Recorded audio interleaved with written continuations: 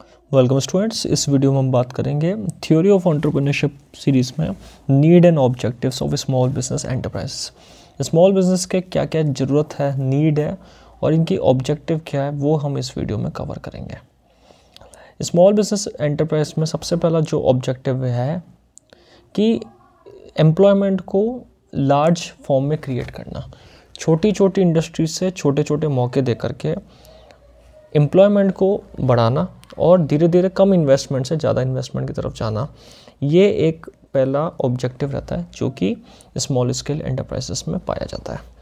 इसमें large scale employment create करने की एक एबिलिटी होती है और ये एबिलिटी जो है वो एम्प्लॉयमेंट को बढ़ाती है, एम्प्लॉयमेंट को जनरेट करती है और लोगों को एम्प्लॉयमेंट देती भी है जो स्किलफुल और नॉलेजेबल पर्सन होते हैं अपनी फील्ड के अंदर।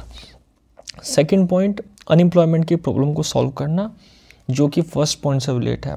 अगर हम एम्प्लॉयमेंट देंगे तो अनएम्प्लॉयमेंट की प्रॉब्लम अपने आप धीरे धीरे सॉल्व हो जाएगी और इसमें अनएम्प्लॉयमेंट की प्रॉब्लम धीरे सॉल्व हो करके फिर यहाँ पर कंट्री के अंदर एक इकोनॉमिक ग्रोथ भी बूस्ट होगी। तो ये इसका फ़ायदा होता है स्मॉल बिजनेस का कि जगह जगह एरिया में, जहाँ बैकवर्ड एरिया है स्पेशली, वहाँ पे अगर स्मॉल बिजनेस एंटरप्राइजेस क्रिएट होंगे, फाउंडेशन में आएंगे, तो वहाँ पर यहाँ पे अनएम्प्लॉयमेंट ख़त्म होगा।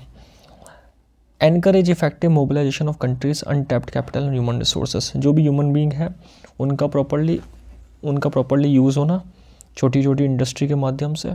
साथ ही साथ जो कैपिटल है, जो आपका पैसा है, ब्लॉक है, या जो पैसा काम में नहीं आ रहा, उस पैसे का भी काम में आना, ये छोटी स्मॉल स्केल इंडस्ट्री की वजह से होता है। तो ये सबसे बड़ा फ़ायदा है स्मॉल स्केल इंडस्ट्री का, सेटअप का, कि ह्यूमन रिसोर्सेज का एक तो काम में आना और साथ ही साथ कैपिटल, ह्यूमन रिसोर्स का काम में आने के साथ साथ यहाँ पर उनका स्टैंडर्ड ऑफ लिविंग भी अच्छा होना। इसके बाद नेक्स्ट पॉइंट अगर देखा जाए तो फोर्थ पॉइंट है कि standard of living of people अच्छा होगा। जब एम्प्लॉयमेंट मिलेगा, जब कैपिटल यूज़ होगा, जब ह्यूमन रिसोर्सेज यूज़ होगा, तो स्टैंडर्ड ऑफ लिविंग भी अच्छा होगा क्योंकि इनकम क्रिएट होगी। इनकम क्रिएट होने से डिमांड क्रिएट होगी, डिमांड क्रिएट होगी तो वहाँ पर लोग अपने लिविंग, जो रहने का तरीका है, वो एक स्टैंडर्ड फॉर्म में लेकर आएंगे और वो डेवलप होगा तेज़ी से। तो ये एक इसका फ़ायदा ये भी मिलता है।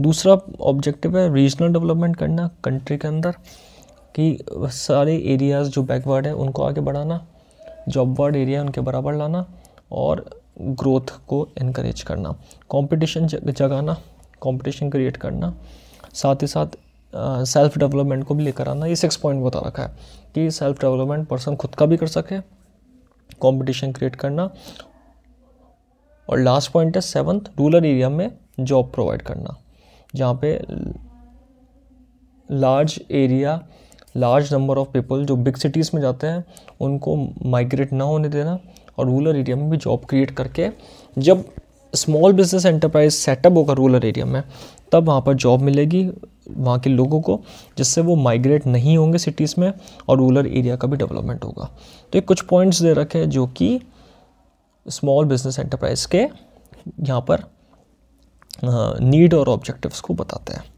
तो आज की वीडियो में हमने बात करा स्मॉल एंटरप्राइजेस के नीड और ऑब्जेक्टिव्स के पॉइंट्स, जो कुछ इस तरह की दी गए हैं: economic development, regional development, rural development, employment creation. ये सारे पॉइंट हमने कुछ पढ़े हैं और आगे आने वाली वीडियो में हम स्मॉल बिजनेस के और कंसेप्ट्स को कवर करेंगे।